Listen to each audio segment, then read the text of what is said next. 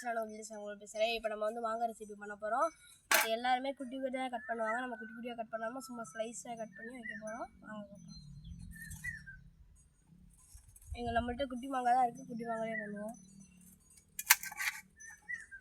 ரொம்ப ஸ்லைஸாக எடுத்துக்கணும். அப்போ தான் சாப்பிட்றதுக்கு நல்லாயிருக்கும். ஆனால் தண்ணி இது பேப்பர் மாதிரி ஏறக்கூடாதுங்க.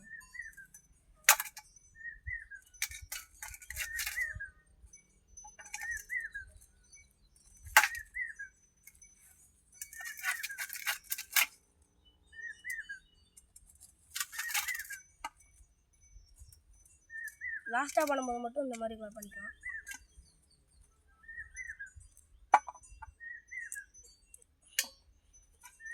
இன்னொரு மாங்காய் எடுத்துக்கலாம்.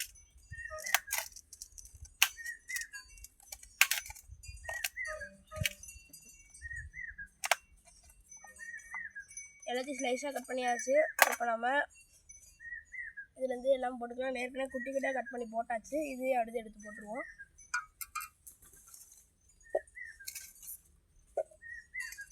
ஏற்கனவே கழுவியாச்சு.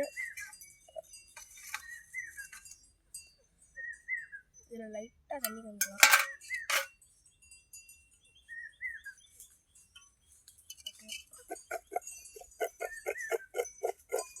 கொடுக்க தேவையில்ல. கையில் எடுத்து பண்ணிக்கலாம். நம்ம ஒவ்வொரு இதில் சேர்க்கலாம். உங்களுக்கு ரொம்ப காரம் பிடிக்கணும்னா நீங்கள் சேர்த்துக்கலாம். நல்லா எடுத்து பண்ணிக்கலாம்.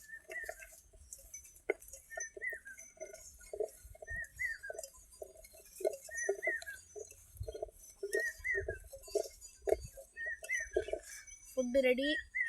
நம்ம வந்து சும்மா நார்மலாக உப்பு மிளகாத்தூள் அந்த மாதிரி தான் போட்டு ரெடி பண்ணியிருக்கோம். இந்தா பார்த்துக்கோங்க. இப்போ நான் வந்து ரெசிபி பண்ண போகிறோம். கையை கழுவிக்கிறேன். ஓகே, கேமராமேன் தான் சாப்பிடுங்க. ஓகே, கேமராமேன் வேணாம் சொல்லிட்டாரு. நம்ம சாப்பிட்டு பார்ப்போம்.